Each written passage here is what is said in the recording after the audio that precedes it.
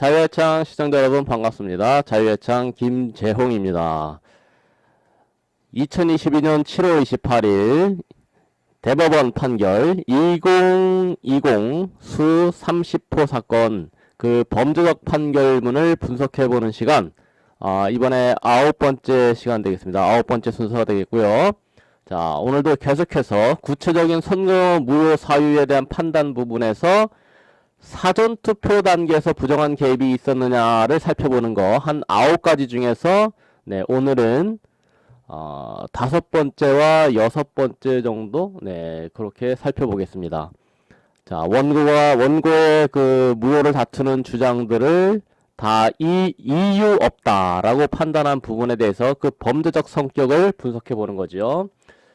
자, 그래서 5번째 순서는 사전투표 그 통계가 당일 투표 통계하고는 너무나 차이가 많이 나서 쉽게 얘기하면 사전투표에서는 더불어가 압승하고 또 당일 투표에서는 국민의힘, 그전에는 뭐 미래통합당 그런 야당이었던 당이 압승을 하는 그런 회개한 결과가 나온 거죠. 그 회개한 통계 결과에 대해서 이 재판부는 뭐 별 문제 없다.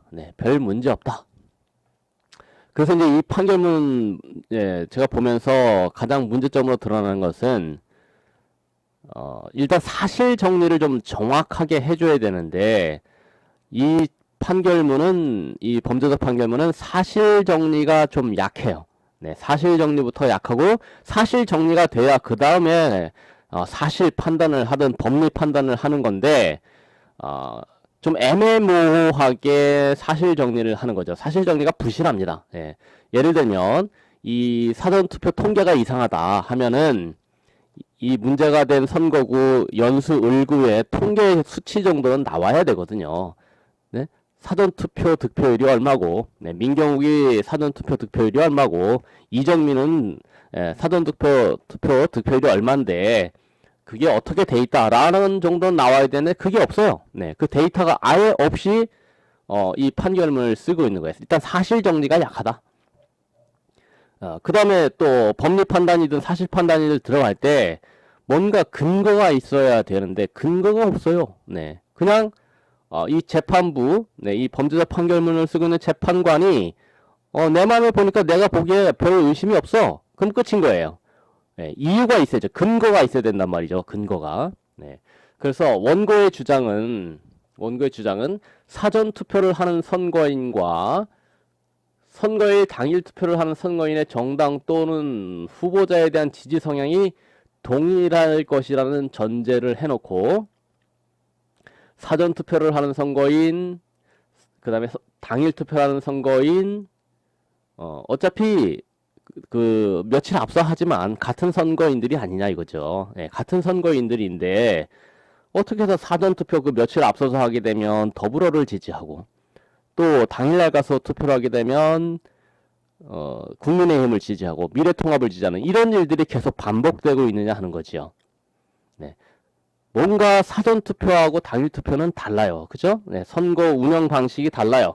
그러다 보니까 차이가 있을 수가 있는 건데, 이 재판부는 충분히 선거인들의 성향이 다를 수 있다. 뭐 이렇게 그냥 자기가 판단을 해버리는 거예요. 그런 부분에 있어서 이 판결문이 좀 엉터리다. 자, 원고를 비롯한 미래통합당의 사전투표 득표율이 이제 국민의힘이 그 몇 년 전에 2020년도는 미래통합당이었습니다. 그래서 미래통합당의 사전투표 득표율이 당일투표 득표율에 비하여 낮다. 사전투표가 현저하게 낮아요. 그와 달리 더불어민주당 후보자의 사전투표 득표율은 당일투표 득표율에 비하여 높은 현상이 나타난다. 그래서 이것은 통계 결과가 매우 이례적이다. 이렇게 주장한 거예요. 이례적이다. 이례적인 게 아니라 이건 부정선거의 결과다. 뭔가 조작을 한 거다. 이렇게까지 주장을 했겠죠. 그랬더니 자, 이 재판부가 먼저 원고의 위 주장은 선거의 통계 분석 결과 의심스러운 정황, 의심스러운 정황 정도다. 정황이 있다는 취지로서 선거 무효서의 존재를 의심할 만한 사정이 있다는 주장일 뿐이지, 원고의 주장일 뿐이지 그 자체만으로는 구체적인 선거에 관한 규정에 위반된 사실, 즉 선거 무효 사유에 해당한다고 볼 수 있는 주장이 되지 못한다. 네, 이렇게 얘기를 하는 거죠. 그러니까 정황일 뿐이고, 의심할 만한 사정은 되지만 구체적인 규정에 위반된 사실은 아니다. 네, 선거 무효 사유에 해당된다고 볼 수 없다. 이렇게 딱 결론을 내려버린 거야. 그럼 근거가 뭐냐요? 근거가. 이렇게 판단한 근거가. 그럼 근거가 있나 하고 보니까 뒤에 근거가 없다는 거죠. 네, 그런데 사실 이 통계를 문제 삼은 것은 문제가 핵심이 뭐냐면 이거예요. 대수의 법칙. 대수. 예, 원칙도 아니고 법칙이라고 표현합니다. 뭐냐 하면 그 표본이죠. 표본. 그 조사 대상의 관측 대상의 수가 많으면 많을수록 통계적 추정의 정밀도가 향상된다는 것을 수학적으로 증명한 거다. 예를 들면 사전 투표 득표율, 당일 투표 득표율, 이 투표 숫자가 늘어나면 늘어날수록 사전 투표 만약에 득표율에서 당일 투표 득표율을 뺐다. 예, 거의 같아야 된다. 그건 뭐야? 0에 수렴한다. 예, 사전 투표 득표율이나 당일 투표 득표율이나 비슷하게 되어 있다는 거죠. 한 100명 정도를 만약 조사했다 그러면은 한 두세 명 정도의 오차에 따라서 야, 뭐 2%, 3% 막, 그 다음에 또 한 10명 정도 되면 10% 차이가 난다. 한 10명 정도만 조금 숫자가 달라지면 한 100명 정도 조사했다 그러면 큰 차이가 날 수 있지만 그것이 만약에 1000명이 됐다. 예, 1000명이 됐는데 그럼 1000명 중에 10명이다. 그거는 극히 적은 숫자, 1%가 안 되죠. 네, 1%밖에 안 된단 말이에요. 근데 이게 10,000명이 됐다. 10,000명 중에 10명이다. 그럼 0.1%밖에 안 된다는 거예요. 그런데 여기 지금 연수 일구만 같아도 뭐 4만 표가 훨씬 넘죠. 5만 표 정도 되는데 5만 표 정도 된다 그러면 거기서 몇십 명의 정도의 그 오차는 그 차이를 안 보인다는 얘기예요. 0.1%도 안 되는 차이란 말이에요. 0.01. 그래서 0에 수렴하게 돼 있다. 그게 원칙이에요. 대수의 법칙이에요.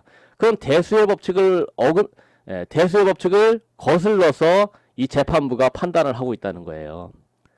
이 원고는 대수의 법칙이라는 어떤 통계적인 원칙이 있어요. 그 원칙에 맞춰서 사전투표 득표율에서 당일투표 득표율을 뺐더니 뭐 15%, 뭐 20% 이렇게 차이가 난다. 말이 안 된다는 얘기예요. 대수의 법칙을 벗어나 있다. 대수의 법칙을 어겼다. 그럼 이 재판부는 도대체 뭐냐 이거야. 대수의 법칙이 뭐가 없다는 얘기잖아요. 제가 자기 판단, 내가 그냥 어떻게 보니까 중요해. 이거는 이 부당한 재판부가 자기 마음대로 임의대로 판단을 했다는 것밖에 안 되는 거예요. 네? 통계적인 원칙이 있다는 거예요. 통계적 법칙이 있다는 거예요. 그 법칙을 무시하고 판단을 했기 때문에 문제가 된다는 거예요. 한다는 얘기가 이거예요. 나아가 전국적으로 사전투표에 참여하는 선거인과 당일투표에 참여하는 선거인의 정당에 대한 지지 성향 차이 또는 각 선거의 사전투표가 선거일 당시의 정치적 판세에 따라 뭐라고요? 똑같다는 얘기예요. 전국적으로 특정 정당의 후보자에 대한 사전투표 득표율이 당일투표 득표율에 비하여 높거나 낮은 현상이 나타날 수 있다. 뭐 15% 차이 날 수 있다. 네, 20% 차이 날 수 있다. 사전투표하고 당일투표가 그렇게 차이가 날 수가 있다는 거예요. 그냥 왜? 근거가 뭐냐 이거예요. 그것이 이례적이라거나 비정상적이라고 볼 수가 없다. 그러니까 그렇게 이례적이거나 비정상적이라고 볼 수 없는 이유를 대라 이거예요. 대수의 법칙상은 이상한 거예요. 대수의 법칙으로 봐서는 이상한데 그럼 이례적이거나 비정상적이라고 볼 수 없는 이유가 뭐냐? 이유가 안 나와요. 이유가 나오죠. 그다음에 나오는 게 뭐냐? 이 사건 이후에 실시된 재보궐선거, 대통령 선거, 지방선거에서도 동일하게 관찰되는 현상이기 때문에 이렇게 표현하는 거예요. 이게 근거예요. 그러니까 유일하게 근거로 내세운 게 이거예요. 재보궐선거, 대통령 선거, 4.7 보궐선거, 22년 3구 대선, 그 다음에 6.1 지방선거에서 22년 지방선거에서 동일한 게 관찰되는 현상이기 때문에 문제가 없다. 반대로 이 모든 선거가 이 사전투표와 당일투표의 현격한 격차 때문에 전부 부정선거라라는 결론을 내야 정상인 거죠. 예. 그런데 다른 선거도 부정이니까 예, 어차피 부정의 결과 나온 선거가 정상이다. 이런 해괴한 논리로 간 거예요. 그래서 이제 이게 궤변이 된 거예요. 궤변. 네? 이게 궤변의 근거예요. 이미 이 사건 이후에 실시된 보궐선거, 4.7 보궐선거, 그 서울시장 선거, 부산시장 선거죠. 그 보궐선거, 22년 3구 대선, 22년 6.1 지방선거와 다 동일하게 사전투표와 당일투표가 현격한 격차가 나니까 예, 그 현격한 격차가 너무나 당연한 거다. 이례적이거나 비정상적인 게 아니다. 이렇게 나온 거예요. 이 기가 막힌 판결문, 이 기가 막힌 판단. 그러니까 이거는 판단이라고 볼 수도 없고, 네, 이 범죄자 판결문의 이 재판부의 이 부정선거 감싸기에 무논리를 그대로 보여주는 거예요. 무논리. 예, 논리가 없어요. 근거가 없어요.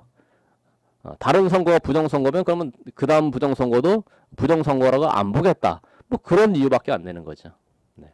그 다음에 하나 더 그 관내 사전 투표하고 관내 사전 투표 그 득표율이 비슷한 부분 그것도 뭐 그렇게 유사한 수치로 나타날 수 있다. 네, 이렇게 얘기를 하는 거죠. 그래서 그것이 경험치에 현저히 반한다고 보기도 어렵다. 네, 무조건 원고의 주장은 이유 없다. 네, 깔아뭉개는 그런 판결문이 이 범죄적 판결문입니다. 그래서 결국 결론은 그래요. 결국 이 사건 선거에서 선거에 관한 규정이 구체적으로 어떻게 위반된 것인지에 대한 원고의 주장 증명이 없는 상태. 사실은 이 재판부가 이렇게 판단한 근거와 어떤 구체적인 이유를 못 대고 있다는 거죠. 판단에 대한 구체적인 이유를 못 대면서 오히려 반대로 원고의 주장 증명이 없다. 구체적인 주장 증명이 없다. 그래서 선거 결과 나타난 부분적 통계를 편면적으로 해석한 것이고 이를 근거로 이 사건 선거를 포함한 전국적인 선거 과정에 선거 부정이 있었던 것으로 보아야 한다는 원고의 주장은 선거 소송에 관한 증명 책임의 법리상 받아들일 수 없다. 네. 아주 간단하게. 굉장히 이 통계 문제는 통계학적으로 들어보다 보게 되면 이거는 앞으로도 이 판단, 이 재판부의 이 판단에 대해서 정말 판단이 제대로 된 거냐. 네. 이 부분을 아마도 두고두고 다시 한번 우리가 곱씹어 봐야 되고 그 다음에 이 엉터리 재판을 통해서 부정선거를 덮으려고 했던 게 아니냐 하고 이 재판부의 책임을 물어야 될 그런 중요한 판단 부분입니다. 네. 그 다음에 이제 사전투표수가 과다하다라는 주장도 판단했다는 거예요. 이거는 실질적인 사례는 부천시 신중동 사전투표소의 얘기예요. 네, 이틀 동안 사전투표 이틀 동안 그 사전투표소 한 개소를 운영을 했는데 신중동에서 중동이 이제 여러 개의 그 동으로 나눠져 있었던 것을 신중동이라는 그 동 하나로 합했습니다. 그런데 이것을 나중에 보니까 2020년에는 한 개의 투표소를 운영했는데 상구 대선에 와서 보니까 다시 또 여러 개로 쪼갰어요. 5개인가 6개로 쪼갰어요. 한 군데서 만약에 18,210명이 할 수 있는지를 이틀 동안에 어떻게 이루어지는지를 살펴보려고 했더니 그 투표소를 다시 쪼개놓은 거예요. 네, 5개인가로 쪼개놨습니다. 그래서 이제 문제는 뭐냐면 여기 재판부는 한 20개 정도의 20대 이상의 사전투표 장비가 동원이 됐고 기표대가 있었기 때문에 충분히 가능한 인원수다 이렇게 얘기해요. 근데 핵심이 또 한 사실 정리가 잘 안 됐다는 부분이 뭐냐면 투표지를 발급할 수 있는 그 사전투표 장비가 20대 이상이 동원됐어도 투표함은 동별 하나거든요. 투표함은 동별 하나밖에 놓을 수 없다라는 사실. 그래서 이 문제를 삼았던 국민들은 그거예요. 야, 아무리 투표용지를 막 여기저기서 발급한다 한들 선거인들이 투표하면 줄을 서야 되는 거 아니냐. 응? 그래서 그 줄 선 선거인들이 뭐 한 4초당 한 명씩 계속해서 용지를 그렇게 정신없이 계속 집어넣은 거냐. 그걸 이제 확인하고 싶었던 거죠. 그런데 여기 지금 이 범죄자 판결문에서는 투표함이 하나밖에 없었다는 얘기 싹 뺀 거예요. 그러니까 사실 종류부터 정확하게 하자라는 부분이 잘 안 돼 있다는 게 이런 부분이에요. 그 부정선거를 한 측이나 그 선거를 관리했던 선관위 입장에서는 하고 싶지 않은 얘기, 투표함이 하나밖에 없었다는 얘기, 18,210명이 투표함 하나를 놓고 계속해서 했다는 거, 꽉 차면 또 바꿔야 되고, 그렇죠? 어느 정도 찼다 싶으면 이제 바꿔야 된단 말이에요. 그래서 계속 투표함을 바꿔야 되는 상황이 나왔겠죠. 사전투표 같은 경우면은. 그런 상황을 어떻게 재현할 거냐. 과연 그런 것이 실현 가능한 거냐라는 것을 살펴봐야 되는데, 그 투표함 얘기는 싹 뺐잖아요. 투표함이 한 개다. 투표함이 한 개밖에 운영이 안 된다라는 얘기 왜 빼냐고요. 그래서 이것 또한 사전투표 규모가, 위와 같은 규모의 사전투표가 이루어지는 것이 불가능하다거나 경험치기에 현저히 반한다고 보기 어렵다. 경험치기에 반하지요. 현저히 반하지요. 투표함 하나 놓고 어떻게 18,210명이 계속해서 그 투표 시간 내에 돌아갈 수 있겠냐고. 한 24시간 되죠? 네, 주어진 시간이. 24시간 동안 18,210명이 투표 하나 가지고 할 수 있느냐. 20대에서 발급된 투표용지를 들고서 선거인들이 줄을 서야 되는 상황이잖아요. 그죠? 그럼 줄을 몇 명이 서야 되는 거예요, 도대체? 4초에 한 명씩 들어가려면 그 선거인들이 줄을 몇 미터를 서야 될까요? 줄을 얼마든 한 몇백 미터 서 있어야 되는 상황이에요. 4초에 20대에서 동시에 발급됐기 때문에 최소한 투표함 앞에서는 4초에 하나씩 들어가는데 20대에서 동시에 나왔다 이거예요. 그럼 20명이 일단 기본 서야 되잖아. 거기서 만약에 잠시라도 머뭇거리는 사람이 한 사람 나오면, 그쵸? 어디에 넣는지 모르겠어요. 물어보고 이렇게 이제 하다 보면 제자리 못 찾아가는 사람일 수 있잖아요. 또 아니 뭐 그 투표소 분위기를 이미 다 알고 있던 사람들이 온 것도 아니고 어리둥절해가지고 어디로 가야 될지 모르는 사람도 나오는 거고, 그러는 가운데 그 안내하고 하다 보면 제때 가서 투표함에 넣지 못하는 사람도 있게 되면 20명이 동시에 발급받았는데 그 20명씩 동시에 4초마다 막 계속 20명씩 발급돼가지고 만약 한두 사람 머무거리게 되면 한 80명, 100명, 200명 줄 서는 건 일도 아니잖아요. 한 200명 줄 세워놔봐야 복잡하지요. 그런 상황이 과연 벌어졌겠는가? 네. 그것이 과연 경험치기에 현재에 반하는 상황이 아니냐. 두고두고 의문이 되는 거죠. 두고두고. 그래서 이 신중동 사전투표소도 이렇게 하나로 운영하던 거를 5개로 쪼개버렸죠. 그 다음에 파주 진동면 사전투표소는 또 없애버렸죠. 네, 20년도에 4.15 총선 때 문제됐던 투표소들을 바꿔놓거나 없애버렸다고요. 그거 뭔가 수상한 일이잖아요. 그야말로 네, 경험치기에 현재에 반하는 행동이다. 그렇게 볼 수가 있는 거죠. 네, 이런 일들을 이렇게 이 범죄자 판결문의 내용을 보게 되면 이거는 이 범죄자 판결문의 재판부가 이게 재판부라고 할 수가 없고 뭔가 사실 정리가 약하고 또 그 사실에 대한 판단도 근거가 없다. 네, 근거가 없다. 네, 이런 부분을 지적을 하고 넘어갑니다. 네.